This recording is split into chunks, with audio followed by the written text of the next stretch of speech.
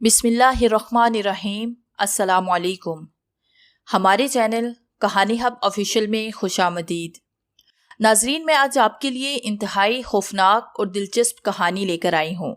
लेकिन कहानी शुरू करने से पहले आपसे गुजारिश है कि अगर आपने हमारा चैनल सब्सक्राइब नहीं किया तो आप हमारे इस चैनल को सब्सक्राइब कर लीजिए और बेल आइकन को भी प्रेस कर लें ताकि हर नई आने वाली वीडियो बआसानी आप तक पहुँच सके।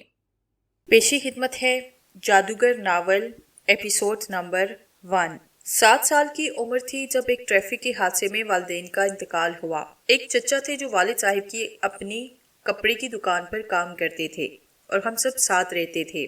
चचा आसिम अहमद अच्छे इंसान थे, लेकिन चच्ची जान खालिस चच्ची जान थी। उनके भी बच्चे थे। उनका सलूक मेरे साथ बहुत खराब था। चचा जान की मेरी वजह से चच्ची से कई बार लड़ाई हुई थी और चच्ची जान कई कई हफ्ते मैके जाकर बैठ जाती। मैं बिल्कुल नासमझ नहीं था, हालात से वाकिफ था, पढ़ भी रहा था और जवान भी हो रहा था। जिस दिन मेरा बीए का रिजल्ट आया उसी दिन चचा जान को हार्ट अटैक हुआ और वो खाल के हकीकी से जा मिले। जो होना था हुआ, लेकिन कुछ लम्हे बाद मैं भी हुआ। चच्ची जान ने तन्हाई दूर करने के लिए अपने कुछ अजीजों को अपने पास बुलाया, जिन्होंने कपड़े की चलती हुई दुकान संभाली।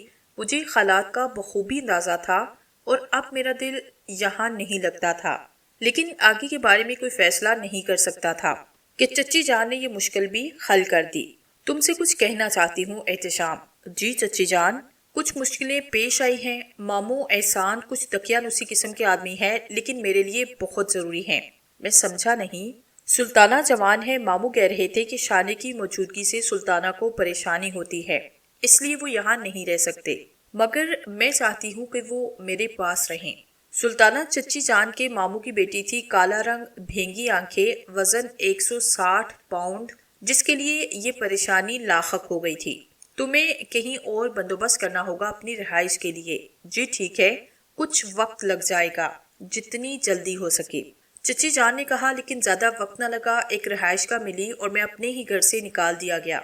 मामू एहसान और किया कि कपड़े की दुकान से भी मुझे बेदखल किया। मैं चाहता तो मामू एहसान के सारे एहसानात कानूनी और गैर कानूनी तौर पर लम्हों में उतार देता। किसी माँ बाप से महरूम होने के बाद मैं बिल्कुल अजीब हो गया था। एक बेकली बेचैनी सी दिल पर तारी रहती। कुछ करूं, जिंदगी में कोई तब्दीली आए, मुनफरिद, अजीब, लेकिन क्या, ये समझ में नहीं आता था। कुछ रकम बैंक में थी, उसी से काम चलाया। कपड़े वगैरह भी थे जिन्हें पहनकर मैं साहिबे हैसियत लगता था, लेकिन रफ्ता रफ्ता पैसे खत्म होते जा रहे थे और मैं सोच रहा था कि सबसे बड़ी परेशानी अब लाहक होगी। चुनाचे मुलाजमत तलाश करने का फैसला किया और ये एक दिलचस्प मशगला था। अखबारात में इश्तहार देखता, इंटरव्यू देता, कई कई लोगों से मिलता और ये काफी अजीब सा होता जा रहा था। पैसे खत्म हुए, फाके शुरू हुए। फिर एक 5 स्टार होटल में वेटर्स की जरूरत का इश्तहार देकर वहां पहुंचा। जनरल मैनेजर कोई सर फिरा था, सिफारिशी नहीं मानता था, सिर्फ अपनी जरूरत के बंदों को रख रहा था। उसने मुझे पसंद किया। ग्रेजुएट हो? उसने कहा। मुआफी चाहता हूँ। कैसी मुआफी? वो बोला, ग्रेजुएट होने की।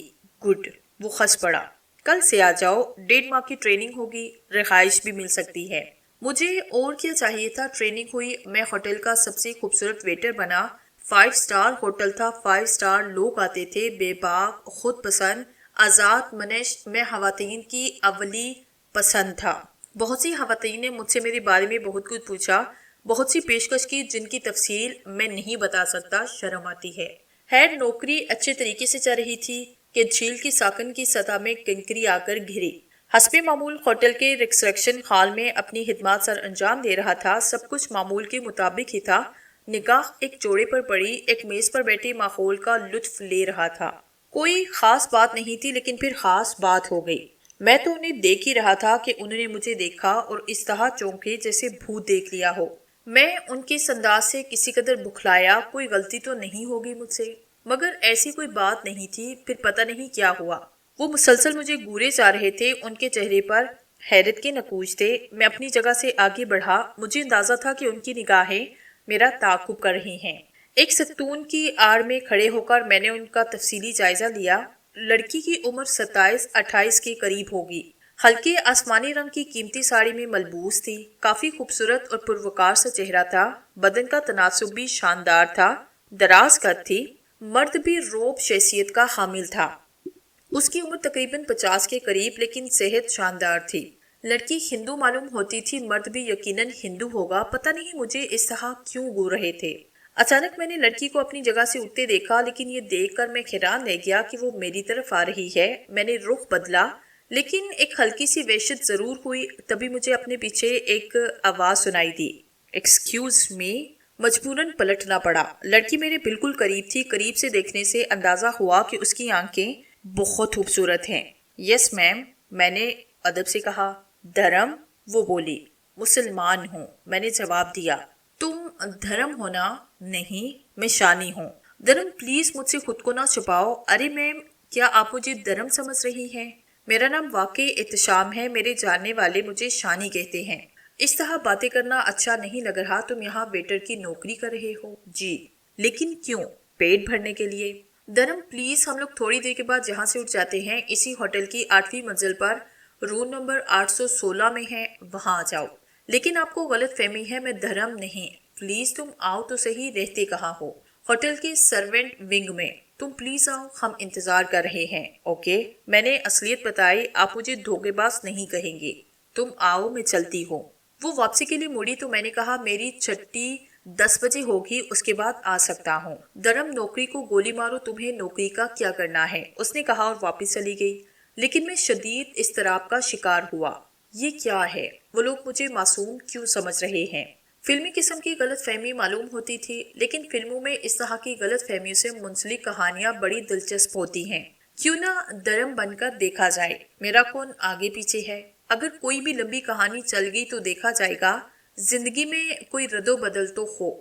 بڑا دلچسپ، بڑا انوکھا فیصلہ تھا۔ یہ بھی سوچا کہ کوئی بڑا فراڈ نہ ہو، کسی مصیبت میں نہ پھنس جاؤں۔ ڈیوٹی بہرحال پوری کی، رہائش گاہ میں جا کر لباس تبدیل کیا اور پھر 816 پر پہنچ کر دستک دی۔ آ جاؤ۔ اندر سے آواز سنائی دی اور میں دروازہ کھول کر اندر داخل ہوا۔ وہ ایک خوبصورت کاؤچ پر پاؤں لٹکائے بیٹھی تھی۔ مجھے دیکھ کر حیران ہو گئی۔ پھر اس کی آنکھوں میں پسندیدگی کے تاثرات ابھر آئے۔ وہ اپنی جگہ سے اٹھ کر میرے قریب آئی۔ اس کے بدن سے بھینی بھینی خوشبو اٹھ رہی تھی۔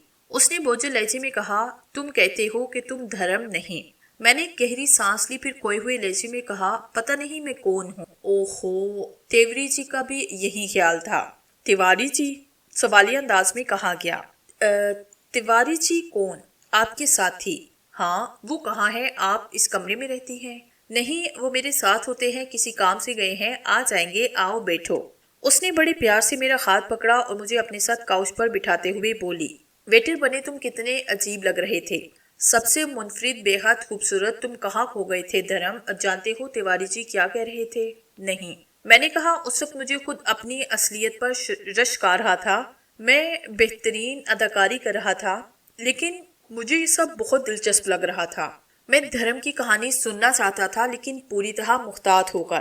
وہ کہہ رہے تھے کہ ہماری تقدیر بڑی اچھی ہے کہ تم اس طرح ملے۔ کہہ رہے تھے کہ اب وہ اس شیطان کی بچی کو دیکھیں گے جو خود کو بہت ذہین سمجھتی ہے۔ شیطان کی بچی کون؟ ہمارا خیال تھا کہ اس نے تمہیں قتل کرایا، لیکن کمبخت خود اپنی جال میں پھنسی۔ اب تم بالکل خود کو محفوظ سمجھو دھرم، کوئی تمہارا بال بیکا نہیں کر سکے گا۔ چلو چھوڑو، کافی پئیں۔ میرے جواب دینے سے پہلے وہ اپنی جگہ سے اٹھی، روم سروس کو فون کر کے کافی طلب کی۔ ویٹر کافی لے کر آیا تو رخ بدلنا پڑا، کیونکہ وہ مجھے جانتا تھا۔ لڑکی نے کافی بنا کر مجھے دی، پھر بولی، تم کہاں گم ہو گئے تھے دھرم؟ بتاؤ تو صحیح۔ آپ میری بات کو عجیب سمجھیں گی، کیا پتا، مجھے اب بھی پتا نہیں کہ میں دھرم ہوں۔ مجھے اپنا نام شانی یاد ہے۔ میرا نام جانتے ہو؟ نہیں، میں رکمنی ہوں۔ جی؟ تمہاری یادداشت بہت بری طرح متاثر ہوئی، یقیناً تم پر بے پناہ تشدد کیا گیا، لیکن فکر مت کرو، اب سب ٹھیک ہو جائے گا۔ تم اپنے دماغ پر زور دے کر سب یاد کرنے کی کوشش کرو۔ مجھے لگتا ہے جیسے میرا سب کچھ کھو گیا ہے۔ میں تمہیں کم از کم رکمی کہہ کر بلا سکتا ہوں۔ ہاں دھرم، رکمنی، جے پرٹا ایڈوکیٹ کی بھتیجی۔ تم بہت کچھ بھول گئے ہو دھرم۔ کیا تمہیں اشوکا کی وہ آگ یاد نہیں جس سے تم نے میری جان بچائی، ورنہ میں وہیں بھسم ہو جاتی؟ او مائی گاڈ، میں نے پیشانی مسلتے ہوئے کہا اور وہ میرے قریب آئی۔ نہیں، ابھی تم دماغ پر زور مت دو، سب یاد آئے گا۔ لو کافی پیو، ذہن کو پرسکون کرو، بے فکر ہو، سب یاد آئے گا۔ تمہیں ایک نام بتاؤں؟ بتاؤ۔ ارون شرما۔ ارون شرما؟ ہاں، جانا جانا سا لگتا ہے۔ اور جیوتی؟ जेवती सुने हुए नाम है लेकिन याद नहीं आती कौन है और मैं इन्हें कैसे जानता हूँ। इन नामों का तुम्हारे जीवन से गहरा ताल्लुक है। भगवान ताशी को जानते हो जिन्होंने दौलत के लिए तुम्हारा जीवन खराब किया। कौन थे वो? अरविंद शर्मा, जो तुम्हारे पिताजी का जिगरी यार बनता था, लेकिन उस पापी ने तुम्हारे पिताजी के खिलाफ ऐसी साजिश की कि उन्होंने आत्महत्या कर ली। ये बात बहुत कम लोगों को मालूम है कि खन्ना जी ने खुदकुशी की थी। ये सब अरविंद की साजिश थी। अरविंद ने उनकी मौत के बाद खुद को सारी दौलत और जायदाद का अटार्थी बनाया और तुम्हारा सरपरस्त बन गया। बहुत पापी है वो, देखने में लगता है, लेकिन उसके बारे में हम दोनों अच्छी तरह जानते हैं। हम दोनों कौन? मैं और चाचा जी, मेरा मतलब है जी चरण। असल बात जो थी मैं जानता था, कोई बेहद दिलचस्प गलत फहमी चा रही थी, लेकिन था सब कुछ मजेदार, एक दिलचस्प और एक अनोखी कहानी। मैंने कहा, फिर क्या हुआ रुक्मिणी जी? शर्मा जी तह तह से सौरभबाशी विक्रम कुमन की दौलत पर हाथ साफ करते रहे, लेकिन उन्हें खतरा था कि तुम कभी इनसे अपने पिताजी की दौलत का हिसाब मानकर इनकी गर्दन में फांसी का फंदा ना बन जाओ। वो तह तह से तुम्हें अपने जाल में फांसने की कोशिश करते रहे और जब उसमें कामयाब ना हो सके तो वो जुमला अधूरा छोड़कर खामोश हो गई। आगे बताओ। तुम रियासत से गायब हो गए। रियासत? हाँ, तुम्हारी रियासत सोनापुरी, जो दिल्ली के शुमाल मगरब में बेल कथवाली के पास है, जमुना के किनारे। जमुना? तो और क्या, तुम्हें ऐसा ऐसा सब याद आएगा। रियासत सोनापुरी के जनूब में तुम्हारी बेशुमार जमीनें बिखरी पड़ी हैं। फलों के बागात पूरे हिंदुस्तान में मशहूर हैं, खास तौर पर सोना मंदरी आम, जो पूरे हिंदुस्तान में सिर्फ तुम्हारे बागों में होते हैं। जरा गौर करो, दरिया जमुना के किनारे आमों के ये बाग कैसी बहार देते हैं। हाँ, वैसे दिमाग में मटे मटे से नकूश उभरते हैं, लेकिन सब याद नहीं आता। मैं पूरी बेईमानी पर आमादा हो गया था। जिंदगी एक नया खेल कह रही है तो ठीक है, वैसे ही कौन सा खानदान है मेरा। जब तक ये खेल चले चलाऊं, आखिरकार एक दिन पोल खुल जाएगा, लेकिन कसूर मेरा ना होगा। मैं तो खोई हुई याददाश्त का मरीज हूँ। जो ये लोग याद दिला रहे हैं वो याद आ रहा है। रुक्मिणी किसी सोच में डूबी थी। कुछ देर के बाद उसने कहा, इन शैतानों ने पता नहीं क्या अमल किया। खैर तुम मिल गए, हमें सब कुछ मिल गया। राम तिवारी जी भी मामूली आदमी नहीं, वो अरविंद शर्मा की टक्कर के आदमी हैं। अच्छी तरह निमट लेंगे। मैं दिल में हंसा। मैंने सोचा, बीबी आखिरकार एक दिन धर्म जी आएंगे और आप लोग मुझे धक्के देकर निकाल देंगे। चलो क्या फर्क पड़ता है। राम तिवारी आए। रुक्मिणी ने मेरे सामने उनसे पूछा, जी तिवारी जी, आप क्या करके आए हैं? मैंने कुछ मंसूबे तरतीब दिए। वही पूछ रही हूँ, कैसे मंसूबे? हम फौरन सोनापुरी नहीं जाएंगे। जाहिर है। मैंने दिल्ली में अपनी आदमी से राब्ता किया। क्या आपने उन्हें तफसील बताई? पागल समझ रही हो मुझे? मतलब? बहुत मोहतात रहता है। ओमन शर्मा का सारा परिवार और वो खुद दिल्ली में है। बात किसी से भी लीक आउट हो सकती थी और मैं वक्त से पहले ये नहीं चाहता। बिल्कुल ठीक, मैंने उन्हें चौकस कर दिया। गुड। धर्म दिल्ली रवानगी के लिए कुछ तैयारियां करनी है। इस दौरान फिर दूसरे होटल मुंतकिल हो जाएंगे। हमें कब तक रवाना होना है? बस 2-3 दिन में। गुड। धर्म जी, आप जहन पर जोर देकर बताएं, आपके साथ क्या हुआ था? मुझे याद नहीं आता। कोई बात नहीं, सब ठीक हो जाएगा, सब कुछ सामने आ जाएगा। उसने कहा। फिर कुछ कार्रवाइयां हुई। तिवारी ने एक और होटल में कमरे हासिल किए और हम खामोशी से उसमें मुंतकिल हो गए। मुझ जैसे लोग भी कम होते हैं। बड़ी मुश्किल से होटल में नौकरी मिली थी। इज्जत उम्मीद के साथ जिंदगी बसर कर रहा था, लेकिन दिमाग पर छिपकली सवार हुई और जब कुछ सब कुछ छोड़कर एक अहमकाना अमल के लिए तैयार हुआ। आराम से कह सकता था, भाई जाओ धर्म की तलाश करो, तुम्हारा धर्म गुम हो गया है। लेकिन जनाब, मेरा नाम भी एहतिशाम था। खामोशी से सब कुछ छोड़ा। गश्त के दूसरे होटल में मेरी जून बदली। शानदार खरीदारी की गई। मेरे लिए नए सूट, हर चीज नई। पर्सनालिटी तो खुदा ने दी ही थी। मैंने रुक्मिणी को खुद पे कुर्बान होते देखा। इसी तरह कई दिन गुजरे, यहाँ तक कि दिल्ली रवाना होने का वक्त आया और हम दिल्ली के लिए चल पड़े। दिल पूरी तरह धड़क रहा था। कमाल का फैसला था। उधर रुक्मिणी मुझसे बहुत ज्यादा घुल मिल गई थी। मुझे भी वो बुरी न लगती। उस वक्त भी जहाज में मेरे पास बैठी थी। मेरे लिए जहाज का सफर जादुई कालीन से परवास का तो था। पता नहीं क्यों मैंने पूछा, रुक्मिणी एक बात बताओ। हाँ, मेरे दूसरे अकारब भी होंगे, माँ बाप, बहन, भाई। बाप के बारे में तो तुम बता चुकी हो कि उन्होंने खुदकुशी कर ली, मगर माँ, वो तुम्हारे बचपन में ही इंतकाल कर गई। कोई भाई बहन नहीं। तुम अपने वालिद की तन्हा औलाद हो। मैं खामोश हुआ। आखिरकार जहाज दिल्ली पहुंचा। एयरपोर्ट से फरागत हुई। बाहर एक कीमती कार हमारे इस्तकबाल के लिए मौजूद थी। जिस इमारत में ये कार जाकर रुकी वो अपनी मिसाल आप थी। इंतहाई खूबसूरत और वसी, یہ تیواری صاحب کی ملکیت تھی۔ اس عمارت میں مجھے شہزادوں جیسی حیثیت حالت تھی اور میں واقعی خود کو الف لیلا کے دور میں محسوس کر رہا تھا۔ چوتھے دن رکمنی نے مجھ سے کہا تمہیں کوئی تکلیف تو نہیں؟ نہیں، مجھے جانا ہے۔ کہاں؟ میں یہاں نہیں رہتی، تمہیں انکل نے جون کے بارے میں بتایا تھا، میں انہی کے ساتھ رہتی ہوں، بہت جلد واپس آ جاؤں گی۔ ٹھیک ہے، میں نے جواب دیا۔ رکمنی چلی گئی اور مجھے بہت کچھ سوچنے کے لیے وقت ملا۔ کہانی کافی حد تک میری سمجھ میں آئی۔ درم ایک دولت مند شخص جو ایک ریاست کا مالک تھا، اس کی دولت کے حصول کے لیے اروند شرما نامی شخص نے سازش کی۔ درم کے باپ وکرم کھنہ نے خودکشی کی، پھر اروند شرما نے کسی طرح دھرم سے نجات حاصل کی اور میں دھرم کا ہمشکل ہونے کی وجہ سے دھرم بنا۔ سب سے زیادہ پرتجسس بات یہ تھی کہ خود دھرم کہاں ہے، زندہ ہے کہ مر گیا ہے۔ ادھر تیواری جی اپنے کاموں میں لگے تھے۔ میرے ذہن میں آیا وہ کافی ذہین معلوم ہوتا تھا۔ اب میں بھی جاہل نہیں تھا، میں جانتا تھا کہ ماہر نفسیات سوالات کرتے ہیں اور اس کے جوابوں سے نتیجہ اخذ کرتے ہیں۔ چنانچہ اس ماہر نفسیات سے مقابلہ کرنا تھا۔ تیار ہیں مسٹر درم؟ جی۔ آپ کو میرے سوال کا فوری جواب دینا ہے، سوچ کر نہیں۔ بہتر ہے۔ سمندر بال ٹھاکرے، میں نے پھٹ کر جواب دیا۔ ہاں۔ یہ جواب کسی بھی طرح ماہر نفسیات کی کھوپڑی میں نہیں بیٹھتا تھا۔ اس نے اپنی حیرت قابو پا کر کہا، ٹاور آف پیسیا چیچو کی ملیا، Joan of Arc nankhatai, my God. وہ پریشانی سے بولا، پھر کہنے لگا، امیتابھ بچن، بغیر ٹوٹنے کا لوٹا۔ او شٹ اپ۔ ماہر نفسیات بری طرح چلا گیا، لیکن دوسرے لمحے تیواری نے اپنا ہاتھ اس کے کندھے پہ رکھا اور کہا، مسٹر بھلا، سوری سر۔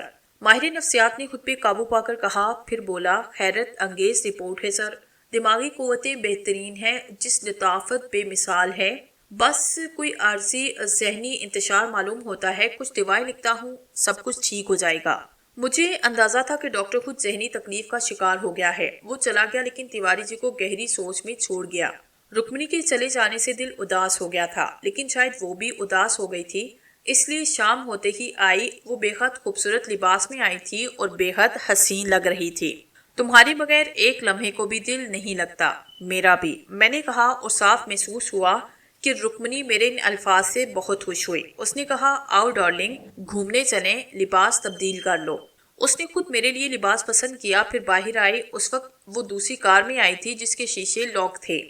رات گئے تک ہم گھومتے رہے۔ شاہان مغلیہ کی دلی آج بھی اپنی روایتوں میں زندہ تھی۔ جہاں اسے مغل حکومتوں کی درگاہیں منسلک تھی، وہیں ولیوں اور درویشوں کی یادگاریں ولی سے وابستہ تھی۔ حضرت نظام الدین اولیاء کا مزار مبارک، فیروز شاہ کا کوٹلہ، لال قلعہ، جامع مسجد، چاندنی چوراہ، کناٹ پیلس، نئی چاوڑی، دلی میں کیا نہیں تھا۔ میرے ذہن میں دلی کی تمام درگاہیں زندہ ہوئی، نادر شاہ درانی، محمد شاہ رنگیلا اور نہ جانے کیا کیا۔ پہلے تو یوں لگا جیسے رکمنی مجھ سے الگ ہو جائے گی، لیکن شاید منصوبہ بدل دیا گیا تھا۔ اب وہ میرے ساتھ رہتی اور ہم روزانہ دلی گھومنے جایا کرتے۔ رکمنی کے ساتھ بہت سی باتیں ہوتی۔ ایک دن اس نے پوچھا، تمہیں کچھ یاد آتا ہے دھرم؟ کیا؟ اپنی ریاست سونا پوری۔ نہیں رکمنی، مجھے اس کے بارے میں بتاؤ۔ بہت خوبصورت ہے، مالاگاسی کی پہاڑی چوٹیوں کے درمیان آباد، بہت ترلے ہیں تمہاری۔ ہم یہاں کیوں نہیں جاتے؟ بس کچھ منحوس روایتیں وہاں سے وابستہ ہیں۔ منحوس روایتیں؟ ہاں، دولت، جائیداد، عورت، ساری آسائشیں انہی کے گرد گھومتی ہیں۔ کچھ اور بتاؤ رکمنی، میں نے کہا، اور رکمنی سوچ میں ڈوبی، پھر بولی، گھیار رام، راجہ گھیار رام انگریزوں کے زمانے سے پہلے اس ریاست کا مالک تھا، بہت اچھا اور محب وطن آدمی تھا۔ انگریزوں نے اسے اپنے رشتے پہ لگانا چاہا تو اس نے سخت مزاحمت کی اور ہاں بولو، خاموش کیوں ہو گئی؟ گھیار رام نے انہیں قبول نہ کیا، لیکن تمہارے دادا جی نے، جو گھیار رام کے دیوان تھے، انگریزوں سے ساز باز کر کے گھیار رام کو مروایا، جس کے نتیجے میں انگریزوں نے ریاست سونا پوری تمہارے دادا کے حوالے کی۔ لیکن گھیار رام اور اس کے پریوار کی آتما آج تک سونا پوری میں بھٹکتی دیکھی جاتی ہے۔ اس نے کئی ایسے لوگوں کو ہلاک کیا جو انگریزوں کے پٹھو تھے۔ بس اس کے بعد سباشی وکم کھنہ نے دلی میں رہائش اختیار کی اور ریاست، وہاں کرندے کام کرتے ہیں۔ مجھے وہاں جانا ہے۔ ہاں ضرور جانا، مگر ابھی نہیں، ابھی تو ہمیں یہاں بہت کام کرنا ہے۔ اپنی کوٹھی دیکھو گے؟ میرا مطلب ہے سونا پور والی کوٹھی۔ وہی گھسا رہتا ہے، میرا مطلب ہے میری کوٹھی میں۔ اروند شرما۔ رکمنی نے مجھے میری محل نما کوٹھی دکھائی اور میں دل ہی دل میں خوب ہنسا۔ کل جب اصل درم آئے گا تو مجھے اس کوٹھی کا دربان بھی نہ رکھا جائے گا، لیکن کیا حرج ہے، جب تک یہ خوبصورت زندگی چل رہی ہے چلائی جائے، بعد میں جو ہوگا دیکھا جائے گا۔ پھر ایک شام تیواری چائے کے وقت آیا، مجھے دیکھ کر مسکراتے ہوئے بولا، بہت شاندار نظر آ رہے ہو دھرم۔ آج رات کو ڈنر پر پرکاش اور ورما جی آ رہے ہیں تم سے ملنے۔ پرکاش ورما کون ہے؟ میں نے پوچھا۔ D I G special wing, میرے فیملی سے تعلقات ہے۔ میں تمہیں خاص طور سے ان کے ساتھ ملانا چاہتا ہوں تاکہ تمہاری واپسی رجسٹر کی جائے، لیکن ایک اعلیٰ پولیس افسر کے سامنے تمہیں بہت حاضر دماغ رہنا ہے۔ ہمیں اروند شرما جیسے گھاک آدمی کی سازش سے نمٹنا ہے۔ کوئی لغزش نہ کھانا، تم بالکل نارمل رہو گے اور اپنے اوپر گزرنے والے واقعات کا تذکرہ نہیں کرو گے۔ اسی ذہانت سے ہم اروند شرما کو شکست دے سکیں گے، آپ مطمئن رہیں، میں نے جواب دیا۔ ایک اعلیٰ پولیس افسر جس قدر شاندار پرسنالٹی کا حامل ہو سکتا تھا، پرکاش ورما ویسا ہی تھا، لیکن اس کے ساتھ کچھ اور قباحتیں بھی تھی۔ یہ اس کی دو توبہ شکن لڑکیاں بھی تھیں، انتہائی ماڈرن لباس میں ملبوس، بے حد فیشنی تھی۔ میرے لیے لباس کا انتخاب رکمنی نے کیا تھا، باقی تیاریاں بھی اس نے کی تھی۔ ایک بار تو خود کو آئینے میں دیکھ کر مجھے بھی اپنی مردانہ وجاہت پر غرور محسوس ہوا تھا۔ مزید غرور ان دونوں ماڈرن لڑکیوں کو دیکھ کر ہوا جو مجھے پاگلوں کی طرح دیکھتی رہ گئی۔ ہیلو مسٹر دھرم کھنہ، آپ سے تو غیر متوقع ملاقات ہو رہی ہے۔ ہیلو سر، میں نے پروکار لہجے میں کہا۔ آپ تو شاید ملک سے باہر گئے ہوئے تھے۔ جی، میں نے آہستہ سے کہا۔ سیر و سیاحت کے لیے یا کوئی اور کام تھا؟ پرکاش ورما اپنی پولیس کی فطرت سے باز رہ سکتے تھے بلا۔ نہیں، کام کوئی بھی نہ تھا۔ کہاں کہاں گئے؟ لندن، پیرس، روم وغیرہ۔ Very good. شرما جی نے روشنی کی اعلیٰ مثال قائم کی۔ وہ تمہارا کتنا خیال رکھتے ہیں، اور رکمن جی تم کیسی ہو؟ ٹھیک ہوں انکل۔ میں نے ان دونوں لڑکیوں کی طرف دیکھا جو اب بھی مسحور نظر آ رہی تھی۔ رکمنی کی آنکھوں کے تاثرات خراب تھے، جیلسی محسوس کر رہی تھی۔ کھانے کا پرتکلف دور چلا، پھر لڑکیاں میری طرف متوجہ ہوئی۔ ان میں سے ایک نے کہا، مغربی لڑکیوں نے آپ کو واپس کیسے آنے دیا؟ وہ تو اس ہندوستانی شہزادے پر مرمٹی ہوں گی۔ مجھے تو مشرقی لڑکیاں بھی کافی پریشان نظر آ رہی ہیں۔ رکمنی بری طرح جلی، لیکن دونوں نے برا نہ مانا۔ ان میں سے ایک نے کہا، تو پھر آپ ہمارے گھر کرا رہے ہیں؟ پرکاش ورما نے بھی مجھے اپنے گھر آنے کی دعوت دی۔ پھر وہ لوگ چلے گئے تو تیواری جی نے پرسکون لہجے میں کہا، میں نے پہلی اینٹ رکھ دی ہے۔ اب ہمارے پاس تمہاری موجودگی کا ایک معقول گواہ موجود ہے، اور اب میرے خیال میں کھیل کا آغاز ہو جانا چاہیے۔ کیوں رکمنی؟ جی تیواری انکل، کیا پروگرام ہے؟ اشوکا درما کو اشوکا میں منتقل کر دیا جائے گا۔ تمہیں معلوم ہے کہ اروند شرما روزانہ اشوکا میں بلیڈ پیش کرتا ہے۔ دھرم بلیڈرم میں جائے گا، ہمیں اس کا رد عمل دیکھنا ہے۔ گڈ، اچھا آئیڈیا ہے۔ مسٹر تیواری، مجھے تو کچھ بتایا جائے۔ میں نے کہا، ہاں میری جان، بہت کچھ بتانا ہے تمہیں۔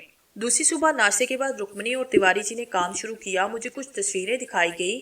میرے امتحانات کے لمحات آئے، مجھے ان تصویروں کو پہچانا تھا۔ یہ اروند شرما اور اس کے اہل خاندان تھے۔ سارا منصوبہ میرے علم میں آیا، لیکن یہ بات دونوں بھی نہیں جانتے تھے کہ اصل کیا ہے۔ میں تو دھرم وکرم تھا ہی نہیں، لیکن یہ بھی ایک دلچسپ تجربہ تھا۔ پتہ ہی چلانا تھا کہ خود تیواری جی اور رکمنی دیوی کا ان معاملات سے کیا مفاد وابستہ ہے۔ مجھے پوری طرح بریف کیا گیا، لیکن باقی کام مجھے خود کرنے تھے۔ ان لوگوں کا خیال تھا کہ میں ایک بڑا آدمی ہوں، مجھے اشوکا جیسے ہوٹل کا خوب تجربہ ہوگا، لیکن سچ یہ ہے کہ میرے فرشتوں نے بھی اس ہوٹل کو اندر نہیں دیکھا۔ البتہ بلاخو فلموں اور ڈراموں کا انہوں نے عام لوگوں کو بھی سب کچھ سکھا دیا۔ اشوکا بیچ کا بھی ہوٹل ہے، دیکھ کر اکڑ چکرا جاتی ہے۔ ایک خوبصورت ویٹر لڑکی نے مجھے میرے کمرے تک پہنچایا۔ میں نے اسے زبردست ٹپ دی، جس سے اس کی مسکراہٹ میں بڑا خلوص ابھر آیا۔ ون کالبرٹن ہے اور میرا نام سونیا ہے۔ اس نے دعوت دینے والی آنکھوں سے مجھے دیکھ کر مسکراتے ہوئے کہا، خیر جناب، مجھے اپنی ذمہ داریاں پتہ تھی۔ اب یہاں رکمنی تو تھی نہیں جو مجھے جگہ جگہ سپورٹ کرتی، ساری اداکاری خود ہی کرنی تھی۔ چنانچہ بہترین لباس پہن کر باہر نکلا اور سوٹ کی طرف بڑھ گیا۔ اشوکا واقعی بے مثال تھا، اس قدر خوبصورت، پر رونق کہ بس دیکھتے رہو، اور میں دیکھتا رہا۔ مجھے اس کی تمام گوشوں کی سیر کراتی، چنانچہ میں بڑے اعتماد سے اشوکا کے مختلف حصے دیکھتا رہا۔ ہر طرف ان کے جلوے بکھرے تھے، لیکن ایک انتہائی حسین اور دریدہ لباس میں ملبوس اس چاند زادی کو دیکھ کر میں مبہوت رہ گیا جو میری طرف بڑھ رہی تھی۔ مبہوت ہونے کی وجہ سے اس کا حسن اور دلکشی نہیں تھی، بدری اس کا شناسہ تھا۔ یہ پرکاش ورما کی دونوں بیٹیوں میں سے ایک تھی۔ وہ میرے قریب آئی اور شوخی سے بولی، میرا ہی نہیں کہ اس وقت اشوکا کا بھی وجود، میرا دل پھینک لڑکی کا خیال ہوگا کہ کسی طرح اسے آپ کی خیریت حاصل ہو جائے۔ ہیلو مس ورما، میں نے کہا۔ اتنی بے روحی؟ وہ بولی، کیوں؟ یہ آپ نے کیوں کیا؟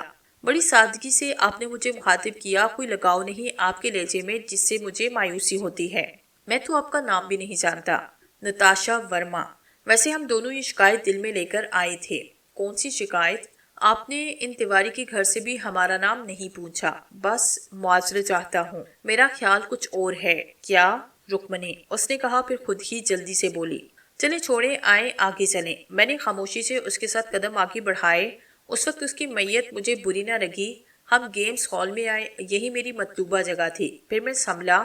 کچھ فاصلے پر میں نے اروند شرما کو دیکھا۔ مجھے اس کی بہت سی تصویریں دکھائی گئی تھی۔ بے حد پروقار اور خوش لباس شخصیت تھی۔ بڑی مہارت سے سنوکر کھیل رہا تھا، دانتوں میں پائپ دبا ہوا تھا۔ میں اسے دیکھتا رہا، وہ اپنا کھیل کھیل رہی تھی۔ وہ جو کچھ کہہ رہی تھی میری توجہ اس کی طرف نہیں تھی۔ میں نے ایسا زاویہ اختیار کیا کہ اروند شرما کی نگاہ مجھ پر پڑے اور میں اس کا رد عمل دیکھوں۔ ایسا ہوا، اروند شرما نے مجھے دیکھا، اس کے منہ سے پائپ چھوٹ کر نیچے گرا۔ میں نے ایسا رخ رکھا کہ وہ مجھے دیکھ لے لیکن اسے پتہ نہ چلے کہ میں نے بھی اسے دیکھا۔ کسی نے اسے پائپ اٹھا کر دیا اور اروند شرما کی ہوش اڑ گئے۔ میں نے گہری سانس لی اور نتاشا کی آواز سنی۔ تم کتنے رومانٹک ہو ڈارلنگ، لیکن مجھے ایک پریشانی ہے۔ کیسی پریشانی؟ میں نے بے خیالی سے پوچھا۔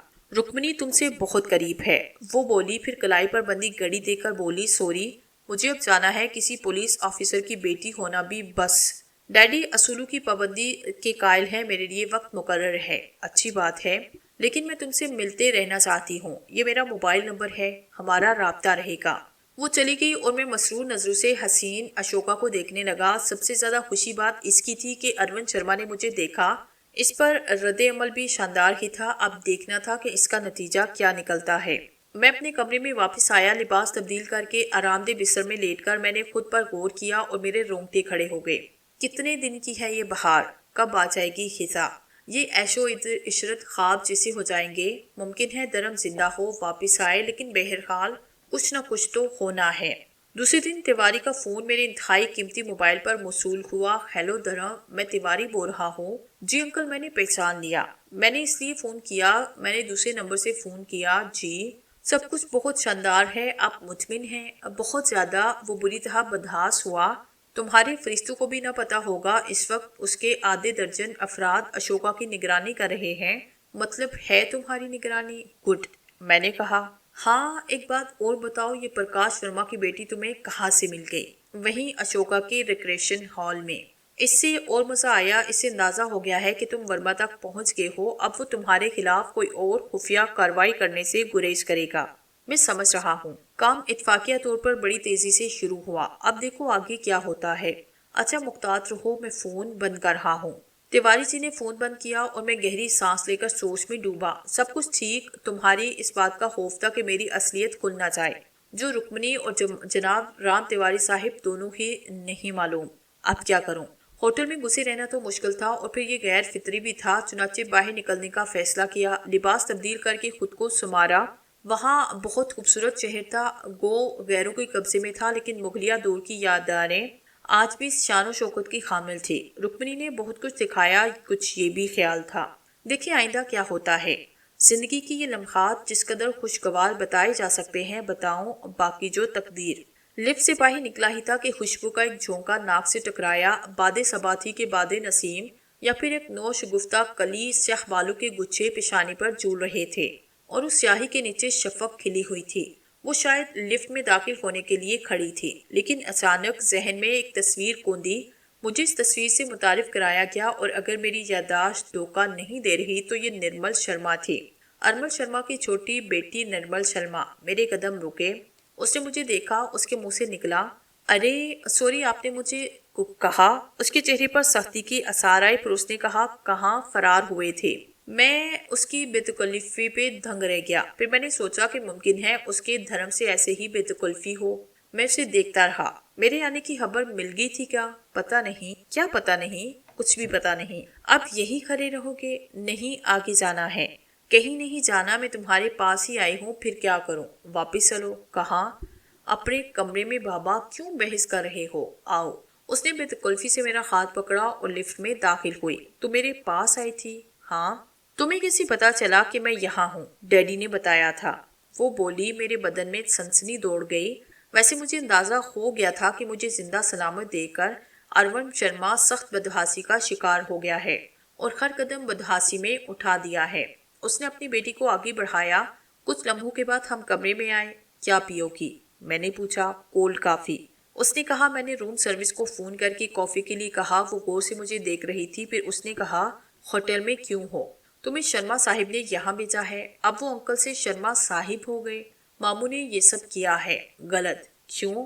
تمہیں بتا دیا گیا تھا کہ کچھ لوگ ہمارے درمیان نکاح ڈالنے میں کوشاں ہیں، لیکن سم اس کا شکار گئے۔ شاید تم نے مجھے بھی چھوڑا، جبکہ جانتے ہو کہ میں دنیا میں سب سے زیادہ تمہیں چاہتی ہوں۔ ویٹر کافی لے آیا۔ اس کے جانے کے بعد وہ بولی، واپس چلنا ہے؟ کہاں؟ گھر اور کہاں؟ اب یہ ممکن نہیں۔ آخر کیوں؟ تم نہیں جانتے مجھ پر کیا گزری۔ تم بتاؤ گے تو جانوں گی۔ سوری، میں کچھ نہیں بتانا چاہتا۔ دھرم پلیز۔ مجھے افسوس ہے نرمل، میں نے کہا۔ اس کی آنکھوں سے آنسو بہنے لگے۔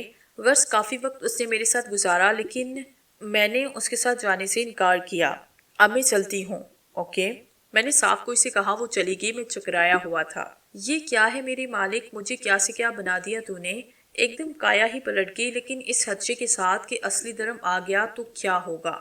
اس کے علاوہ شکل و صورت کچھ بھی صحیح، لیکن ان اوقات ہی نہیں تھی کہ کسی حسینہ کو ایک وقت لنچ بھی دے سکوں، اور اب حسیناؤں کا طوفان آیا تھا۔ رکمنی، نتاشا، نرمل، ایک سے بڑھ کر ایک۔ انتخاب مشکل ہے۔ وقت گزرتا رہا۔ پھر مجھے سیل پر تیواری کی کال موصول ہوئی۔ میں نے سیل آن کر کے کہا، ہیلو۔ پہلا سوال، تم نے اپنا سیل نمبر نرمل کو تو نہیں دیا؟ نہیں، اس نے مانگا بھی نہیں۔ لیکن آپ کو کیسے معلوم کہ نرمل مجھ سے ملی ہے؟ جو کھیل ہو رہا ہے وہ ہر لمحے زندگی موت کا کھیل ہے۔ یہ بات تم بھی جانتے ہو۔ مجھے بھی تمہاری مصروفیات کے ہر لمحے سے آ گئی ہے، اور اب اروند شرما کو بھی۔ میں نے کہا، پھر اب غور سے سنو۔ ہوٹل سے باہر آؤ۔ باہر ٹیکسیاں کھڑی ہیں۔ ایک ٹیکسی لے کر نکل پڑو۔ اسے کہو کہ لال قلعے چلو، کچھ وقت لال قلعے میں گزارو، بے فکری سے گھومو۔ آدھے درجن خطرناک لوگ تمہاری حفاظت کر رہے ہیں۔ پھر ٹھیک 1 گھنٹے کے بعد باہر آؤ۔ جیسے ہی تم باہر نکلو گے تمہیں کال ملے گی، وہی تمہیں آگے کے پروگرام کے بارے میں بتا دیا جائے گا۔ اتنا گھماؤ پھراؤ ضروری ہے۔ جواب ملا اور فون بند ہو گیا۔ مجھے وہی کرنا تھا جو کہا گیا۔ بہت بڑی تاریخ نگاہوں کے سامنے تھی۔ لال قلعے میں 1 گھنٹہ لمحوں میں گزرا۔ باہر نکلا تو فون پر اشارہ موصول ہوا، اور وہ تھا، سیل آن کریں۔ سر، نیلے رنگ کی خوشیاں آپ کے عین سامنے ہیں۔ ہاں، اور میں اس کے پاس کھڑا آپ کو فون کر رہا ہوں، کہا گیا، اور میں نے سامنے دیکھا ایک بھاری بھرکم آدمی نیلے رنگ کی امپورٹنٹ گاڑی کے ساتھ کھڑا تھا۔ ہاں، میں نے دیکھا ہے۔ پلیز اندر آئیں۔ اوکے، میں نے کہا، اور کچھ دیر کے بعد خوبصورت لکشری کار دلی کی سڑکوں پر دوڑ رہی تھی۔ اس پر تیواری نے ایک بالکل نئی عمارت میں میرا استقبال کیا۔ وہ بہت خوشگوار موڈ میں تھا، مجھ سے بڑی گرم جوشی سے مصافحہ کرتے ہوئے ملا۔